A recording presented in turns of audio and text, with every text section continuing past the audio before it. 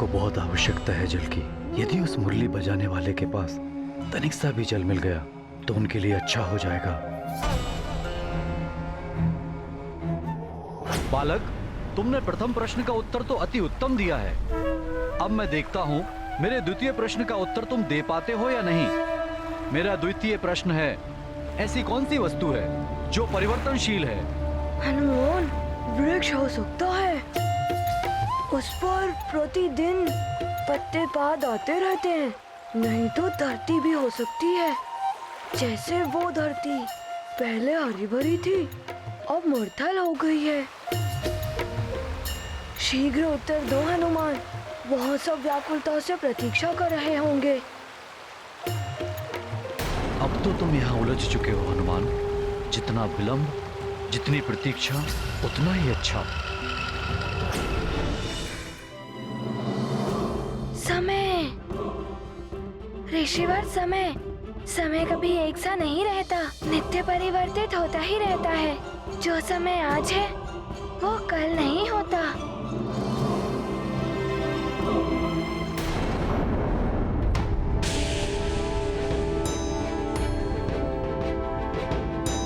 क्या हुआ ऋषिवर, शीघ्र बताइए, मैंने उचित उत्तर दिया कि नहीं?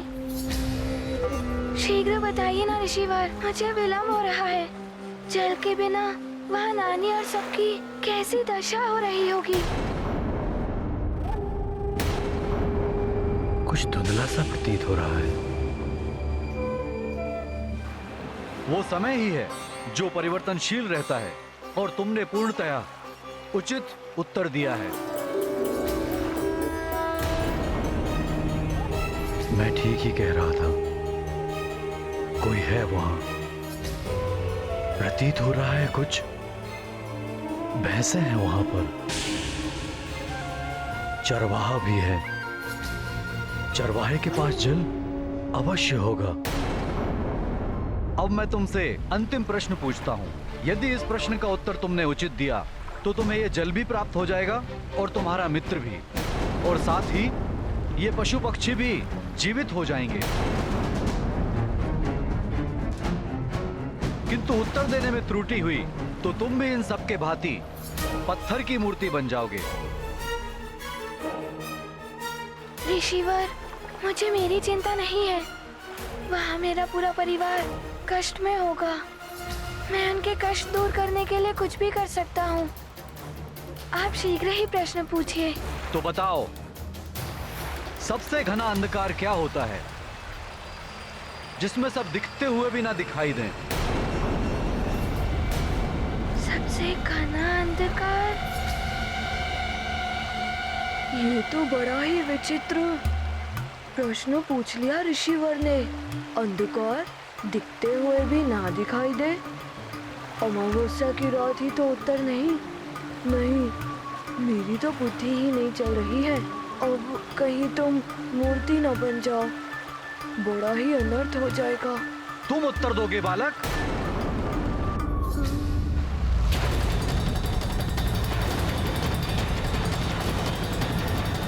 हनुमान, मनुष्य के जीवन का सबसे बड़ा अंधकार है अविद्या एवं अज्ञान।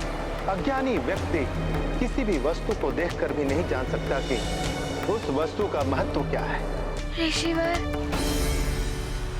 अविद्या एवं अज्ञान, ये सबसे बड़ा अंधकार होता है।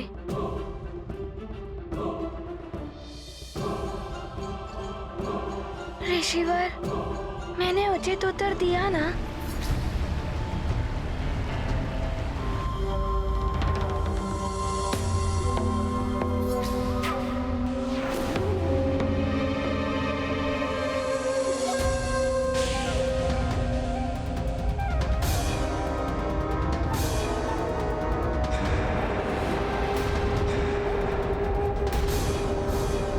ये संपूर्ण क्षेत्र तो वैसा ही प्रतीत हो रहा है जैसा हनुमान ने अपने स्वप्न में देखा था। सामने वही संकरा मार्ग, एक और खाई,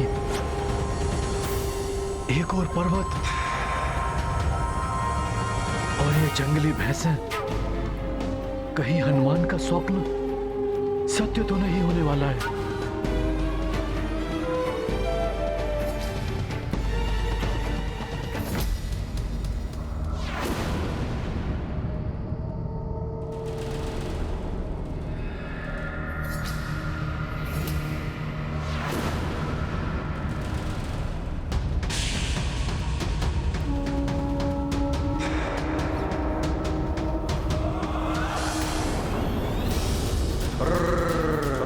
इसका अर्थ मेरी मृत्यु निश्चित है, जो भैंसों के रूप में मेरी ओर बढ़ रही है।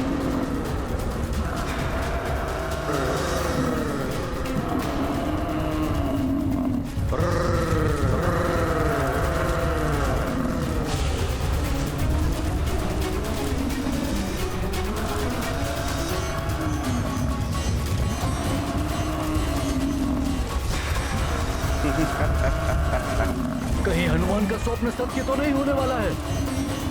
ऋषिवर, मुझे मेरे परिवार की चिंता हो रही है। शीघ्र बताइए ना, मेरा उत्तर उचित है ना? बालक, तुम्हारा उत्तर उचित है।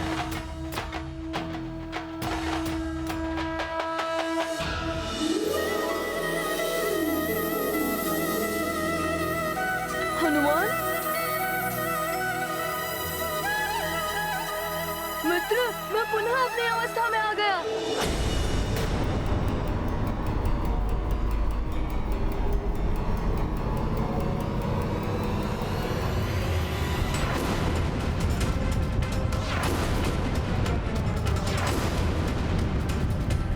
प्रणाम चित्रगुप्त जी।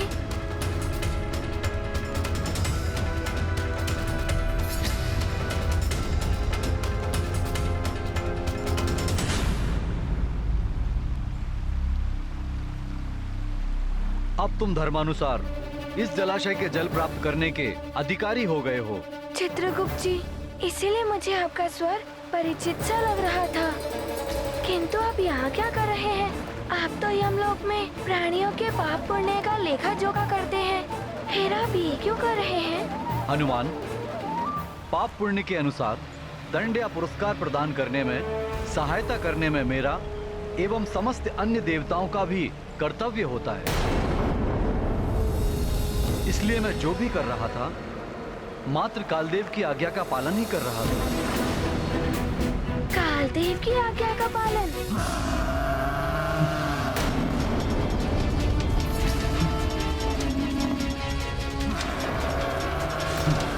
जब तक हनुमान नहीं आ जाता, तब तक मुझे स्वयं को बचाने का प्रयास करना ही होगा।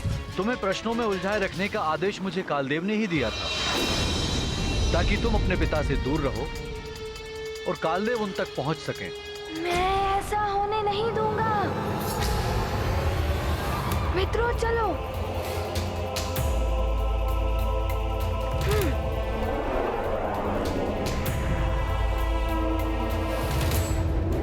शीघ्र चलो।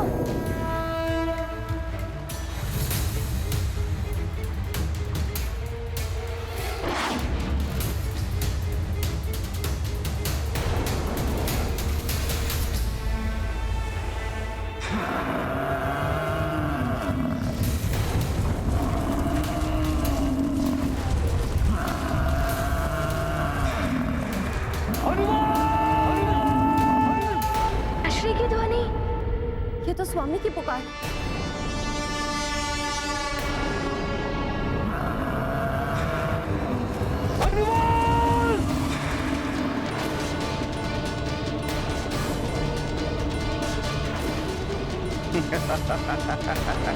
हनुमान!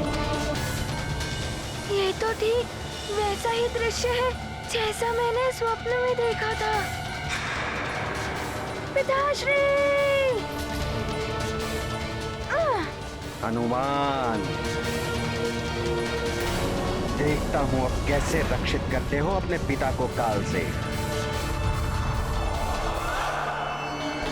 हनुमान, तुम कुछ नहीं कर पाओगे।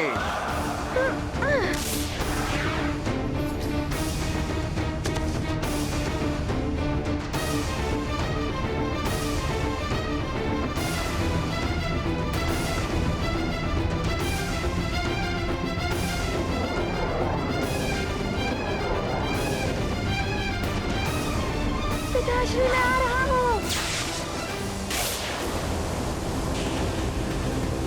पिताश्री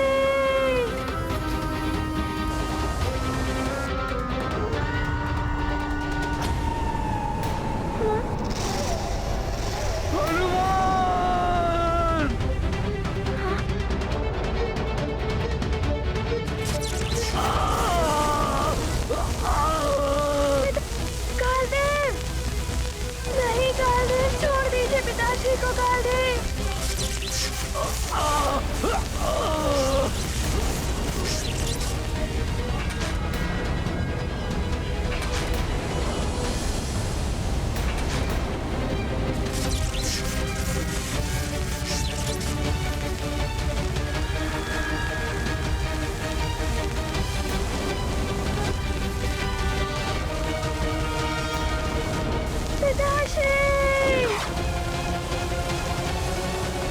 काल के दंड से कोई नहीं बच सकता।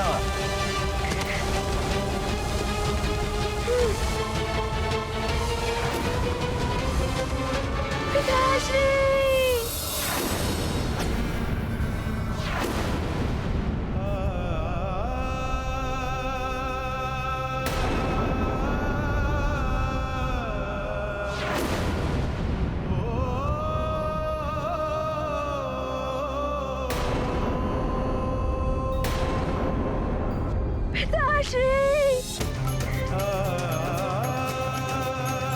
पिताश्री उठिए, पिताश्री उठिए, पिताश्री उठिए, आपका पुत्र हनुमान आ गया है।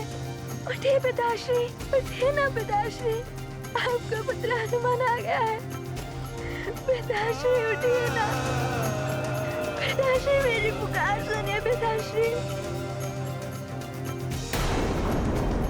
उठिए पिताश्री, पिताश्री। हनुमान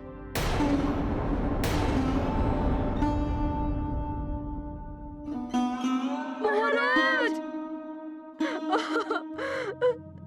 देखो ना मित्रों, तुम्हारा स्वप्न सत्य हो गया हनुमान। नहीं नहीं, मेरा स्वप्न कभी सत्य नहीं होगा।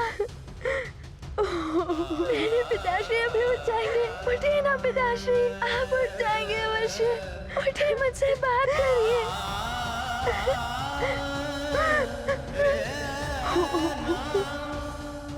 उठिए पिताश्री, उठिए महाराज, पिताश्री। क्या हुआ महाराज को?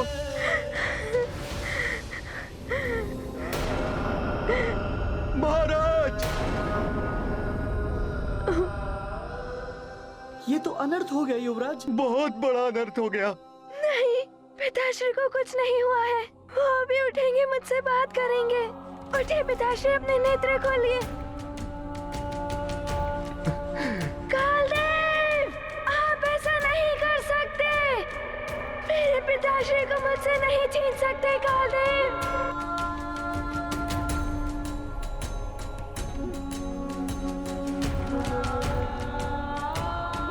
पिताश्री, आपको मेरी करुण पुकार सुननी ही होगी। पिताश्री उठिए ना। हनुमान मेरे पुत्र, उठिए ना पिताश्री, आप उठ जाएंगे अवश्य। हनुमान।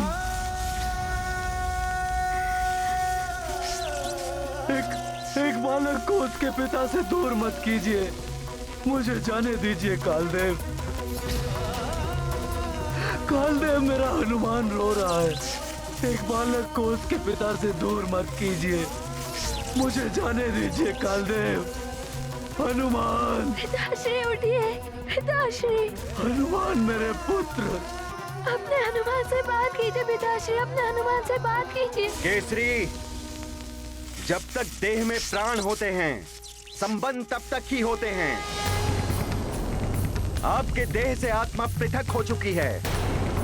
अब आपका उस संसार से या किसी भी प्राणी से कोई संबंध नहीं है। आत्मा हर मोह माया से परे होती है। आपके लिए भी उचित यही होगा कि मोह का त्याग कर दे, अन्यथा आप हर क्षण दुखी ही रहेंगे।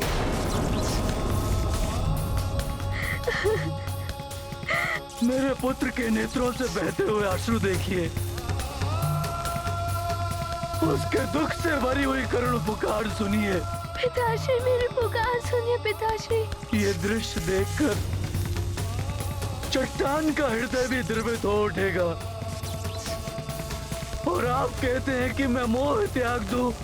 केसरी, अब आपके दैहिक एवं आप तो देवता हैं, आप ऐसा अनर्थ नहीं कर सकते। पिताश्री, आप अपने पुत्र को छोड़ के नहीं जा सकते।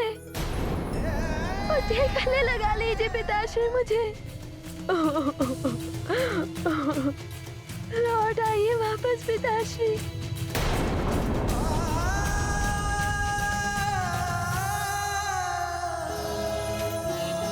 केसरी, अब आप विलाप करते हुए, रोते बिलखते हुए चलिए काल लोक, चाहे शांति को धारण करके चलें, किंतु अब आपका पृथ्वी लोक से संबंध समाप्त हो चुका है।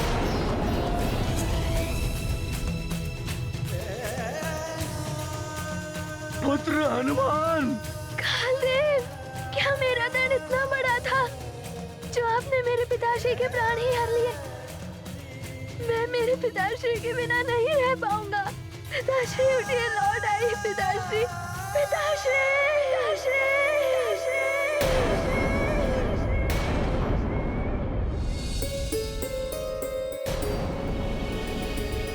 हनुमान, क्या हुआ महारानी जी? न जाने क्यों मन बहुत व्याकुल हो रहा है। मुझे हनुमान की करुण पुकार सुनाई दे रही है। अवश्य कुछ अनर्थ हुआ है। मुझसे और प्रतीक्षा नहीं हो रही, मुझे जाना ही होगा। मार्जरिका, तुम माँ को संभालो। हाँ महारानी जी, आप जाइए, माँ की देखभाल मैं कर लूंगी।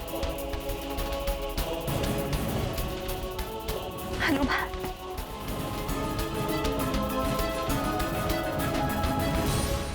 पिताश्री, नेत्र खोलिए पिताश्री। पिताश्री उठिए, लौट आइए पिताश्री, लौट आइए। हनुमान छोटा सा बालक है, आपके बिना नहीं रह पाएगा। लौट आइए पिताश्री, लौट आइए। कालदेव, मुझे छोड़ दे कालदेव। नहीं, मत ले जाइए मुझे। कालदेव, छोड़ दीजिए कालदेव। पिताश्री, कालदेव ने मुझे आपका भी अपराधी बना दिया है। मेरे कारण आपके प्राण छिन गए।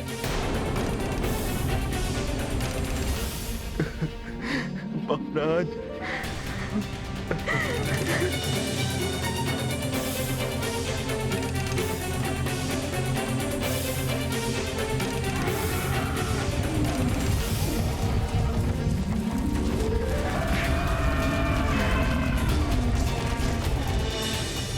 उस दुष्स्वप्न ने चेतावनी दे दी थी। मातंग ऋषि ने भी सावधान रहने को कह दिया था, किंतु मैं असफल रहा। लौट आइए पिताश्री, लौट आइए, लौट आइए पिताश्री, लौट आइए।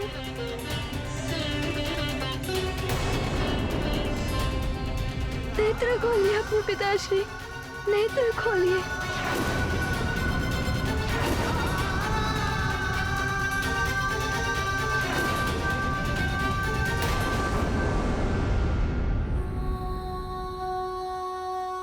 स्वामी, माँ, देखिए ना पिताश्री नेत्र नहीं खोल रहे हैं। देखिए ना माँ, पिताश्री को कहिए नेत्र खोले। स्वामी, स्वामी, स्वामी, स्वामी।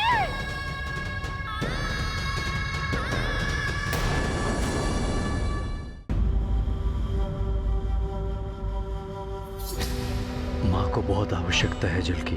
यदि उस मुरली बजाने वाले के पास तनिक सा भी जल मिल गया तो उनके लिए अच्छा हो जाएगा।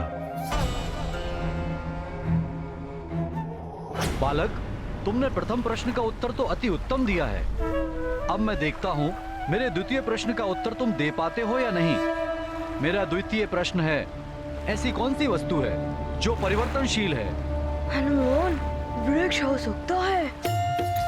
उस पर प्रतिदिन पत्ते पात आते रहते हैं। नहीं तो धरती भी हो सकती है। जैसे वो धरती पहले हरी भरी थी, अब मुरथल हो गई है। शीघ्र उत्तर दो हनुमान, वहाँ सब व्याकुलता से प्रतीक्षा कर रहे होंगे। अब तो तुम यहाँ उलझ चुके हो हनुमान। जितना विलंब, जितनी प्रतीक्षा, उतना ही अच्छा।